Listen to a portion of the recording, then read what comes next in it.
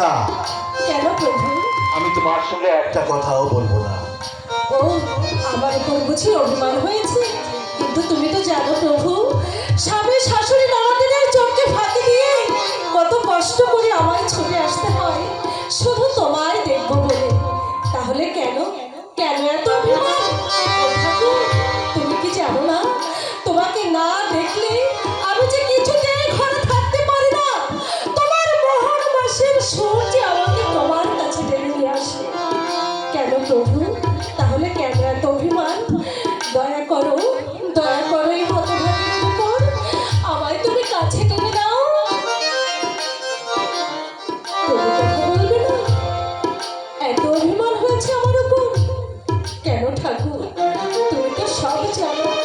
তুমি যখন আমার সামনে থাকো, পৃথিবীর সব সুখ আমার কাছে থাকে। তোমাকে না দেখতে পেলে পৃথিবীর সব কষ্ট যেন আমায় ঘিরে ধরে। তাই তো আমি বারবার তোমার যুগল চরণ দেখতে ছুটে আসি। ও ঠাকুর, তুমি তো সব জানো, তাহলে কেন এত অভিমান করছো? দয়া করো, এই বিনোদিনীর উপর তুমি দয়া করো ঠাকুর, দয়া করো।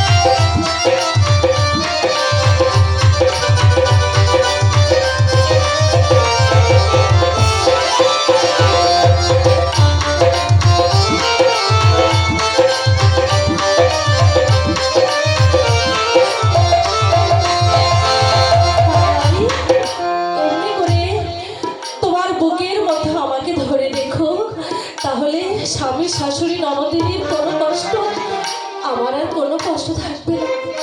এমনি করে তোমার কাছে আমায় রাখবে তো প্রভু?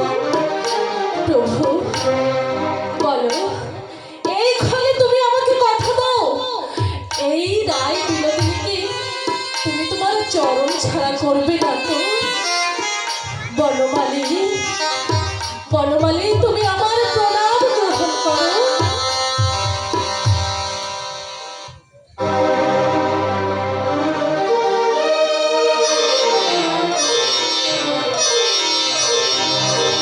বনমালী গো, তুমি পরজনমে হয়ো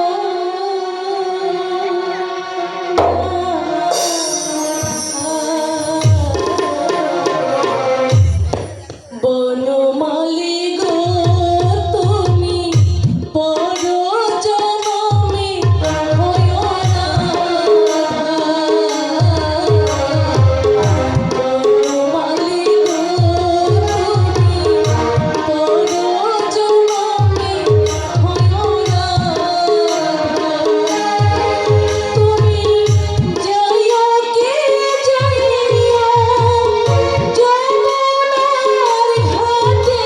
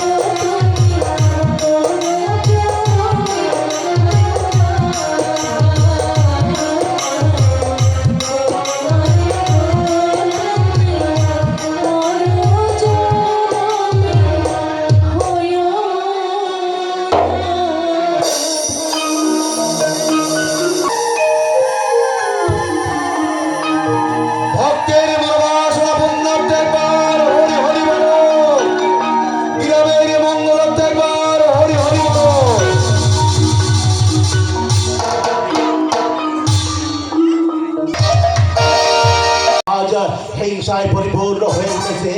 ধনী গরিব যে যেখানে আছে আজ হিংসায় তারা মত্ত হয়ে উঠেছে। তাছাড়া এই সুন্দর পৃথিবীতে পাপ আর অনাচারে ভরে গেছে। লালা বাবু আর জগৎ সেটা তাদের হিংসায় জর্জরিত আজ মানুষ, আজ তাদের হিংসায় এই ঝড়ি করি মানুষ আত্মনাদ করছে। তাদেরকে আমি ফিরিয়ে আনবো, তাদেরকে আমি ফিরিয়ে আনবো ধর্মের পথে, ধর্মের পথে এনে তাদেরকে শোনাবো আমার সেই সাত শতবাণী।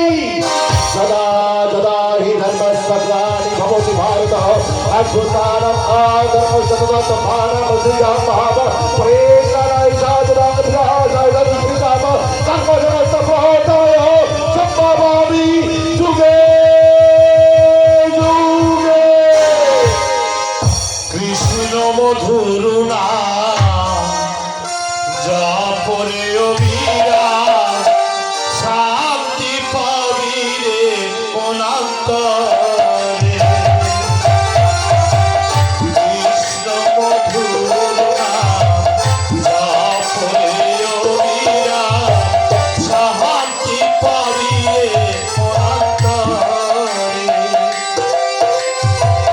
কৃষ্ণ নামেতে দেহ মন সপিরে ভব যন্ত্রণা রবে মারে। কৃষ্ণ মধুর নাম জপরে অবিরা শান্তি পাবিরে অনন্তরে। ওই ওই তো মন্দির থেকে ভেসে আসছে আমারই নাম। এই জগতে চারদিকে শুধু আমারই নাম, কিন্তু তার মধ্যে শুরু হয়েছে প্রচন্ড লড়াই। লালা ভগবান যা বলছেন যে লড়াই মত্ত হয়েছে, এই লড়াই যেমন করে হোক আমাকে থামাতে হবে। লালা ভগবান যা বলছেন যদি মনে করে থাকে তারা একটি ভাবে হিংসাকে ছড়িয়ে দিয়ে এই পৃথিবীতে তাকে রাজত্ব কায়েম করবে না। আমি তারা সেটা ভুল করছে। আমি তাদেরকে ধর্মের পথে ফিরে এনে তাদেরকে ভিখারি বানিয়ে দিয়ে এই ধর্মের পথে ফিরে এনে এই জগতে আমরা নতুন করে ধর্ম প্রতিষ্ঠা করবো।